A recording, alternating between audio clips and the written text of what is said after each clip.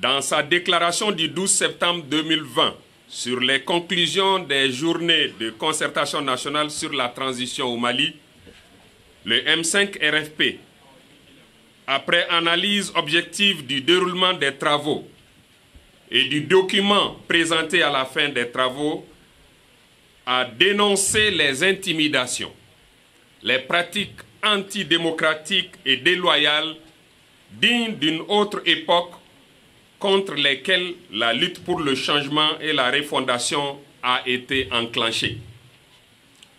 Le M5 RFP a également estimé que la volonté d'accaparement et de confiscation du pouvoir au profit du CNSP ne saurait justifier les méthodes employées qui affaiblissent le processus de transition.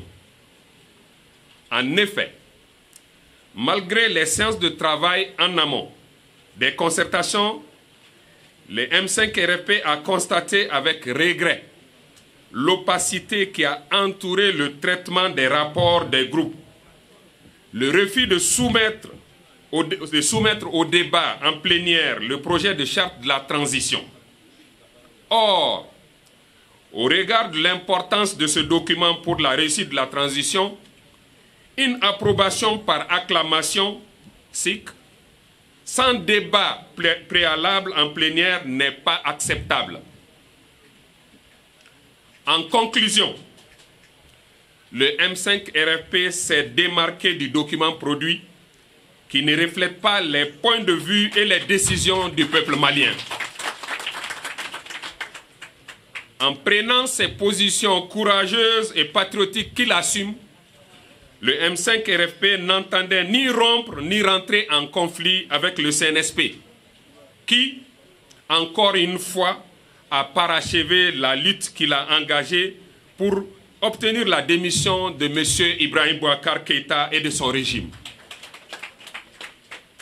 Le M5 RFP entendait mettre solennellement en garde tous ceux qui, hier, se sont opposés au changement ou ont demandé le rétablissement de l'ancien président dans ses fonctions après démission et qui, au cours des travaux de concertation, étaient dans les coulisses pour essayer de manipuler les participants et dénaturer les conclusions auxquelles ceux-ci sont parvenus.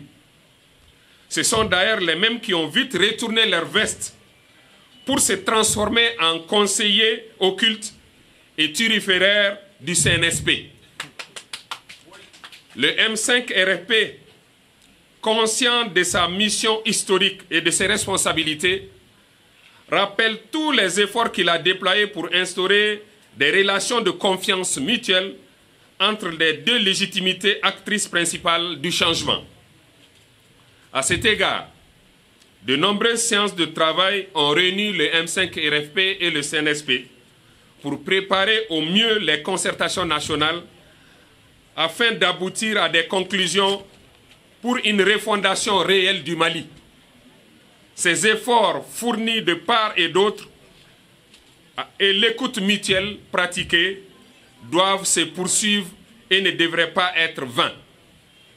Le M5 RFP s'y engage à cet égard et réaffirme sa totale disponibilité à œuvrer de concert avec le CNSP et tous les Maliens épris de changement pour la renaissance et la refondation du Mali.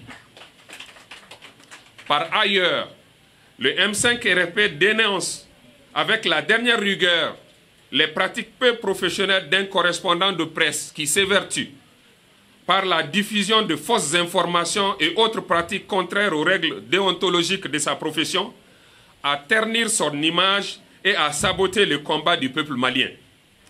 En ces moments difficiles pour le Mali, il est important que chacun fasse preuve d'esprit de discernement et de responsabilité. Enfin, malgré sa diversité qui fait depuis toujours sa richesse, les débats démocratiques par essence contradictoires en son sein, le M5 RFP, dans la cohésion qui n'est évidemment pas le monolithisme, poursuit sereinement son combat contre la corruption et l'impunité au Mali et pour la restauration d'un État républicain, démocratique et laïque. Bamako, le 15 septembre 2020. Je vous remercie.